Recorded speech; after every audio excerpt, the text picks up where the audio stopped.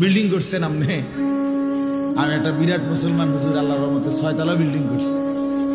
আপনি 6 তলা বিল্ডিং করছেন? এই 4 তলা 6 তলা 10 তলা এই সমস্ত বিল্ডিং আমাদের বাংলাদেশে যেগুলো, ইউরোপ আমেরিকা এগুলো তো গণা তো ধরে, তো গরু গরু মনে করে, এগুলোর তো তারা গরু গরু মনে করেন।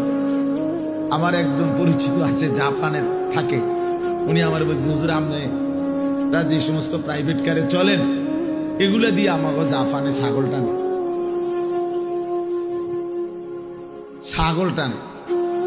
তো এইখানে এগুলাতে আমি যদি বলি মিয়া চিনেন কত বড় বক্তা, প্রাইভেট কার দিয়ে আসছি, খামখেয়ালি মনে করছেন মিয়া? তো এইটা কি আসলে? প্রাইভেট কার দিয়ে আলি কি, সে প্রাইভেট কার দিয়ে তো ছাগল টানে। তার মানে এখানে আহামরি কিছুই না, কিছুই না। এজন্য বাপ, মুসলমানের সন্তান আমরা, আমি একজন মুসলমান আজ এত বছর ধরে, অথচ আমি আমার মালিকের কোরআন পড়তে পারি না, আমার মালিকের নামটাই সুন্দর করে নিতে পারি না, আমার রসুলের শেখানো একটা দোয়া মুখস্থ বলতে পারি না। এর চাইতে দুর্ভাগ্য, বদনসিব আর কি হতে পারে? এর চাইতে ফালতু জীবন আর কি? যে তার মালিকের নামটাই নিতে পারে না, যে তার মালিকের কিতাবই পড়তে পারে না, যে রাসূলুল্লাহ সাল্লাল্লাহু আলাইহি ওয়াসাল্লামের শেখানো দোয়াই পড়তে পারে না, যার কলিজার ভিতরে আল্লাহর কোরআনই নাই, তার জীবনটা একেবারে একটা বেহুদা জীবন।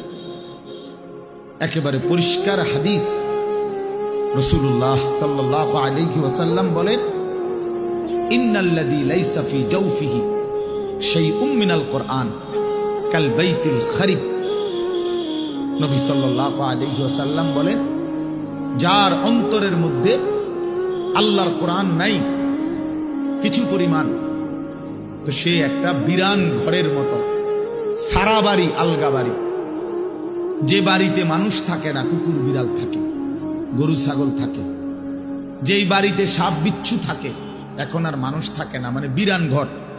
এটা ফেলে দিছে আর কি, এই ঘরে এরা নতুন ঘর বাইন্দা মনে করেন চলে আসছে। এখন ওই পুরান ঘর যেটা আলগা পড়ে আছে, এটার মধ্যে এখন আর মানুষ কেউ থাকে না, তো এটার মধ্যে আপনার কুকুর বিড়াল থাকে, সাপ বিচ্ছু থাকে, এই সমস্ত পোকামাকড় থাকে।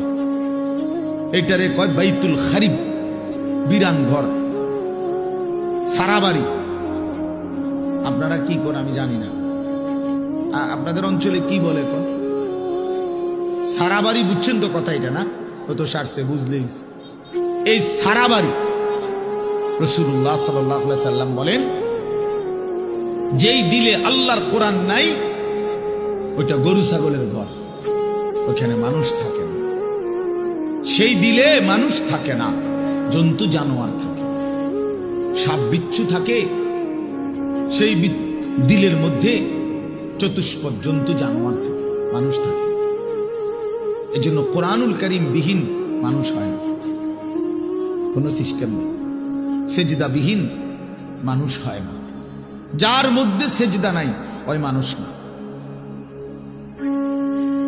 সোজা কথা, ও মানুষ। উলাইকা কাল আনআম, সে চতুষ্পদ জন্তু অথবা তার চাইতে নিকৃষ্ট, মানে অথবা তার কোনো পরিচয়ই নেই।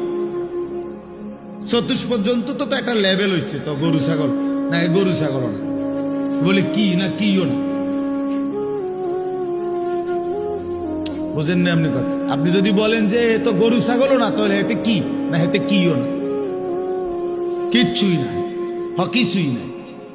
এটা মানুষও না, জানোয়ারও না, প্লাস্টিকও না, হাফ প্যান্টও না, এটা কিচ্ছু ফালতু জিনিস। হ্যাঁ, যে দিল আল্লাহকে নিয়ে ভাবে না, যেই কান আল্লাহর কথা শোনে না, যেই চোখ আল্লাহর কালাম, আল্লাহর ঘর, আল্লাহর কুদরতের চারদিকে নিদর্শন দেখে না, বিশ্বাস করেন ছেলেরা, তোমরাও বিশ্বাস করো, উলাইকা কাল আনআম, আল্লাহ বলছে ওরা শুধুই কেবল জানোয়ার, জানোয়ার, জানোয়ার, এরা জানোয়ার। বাল হুম আদাল, বরং তার চাইতে নিকৃষ্ট।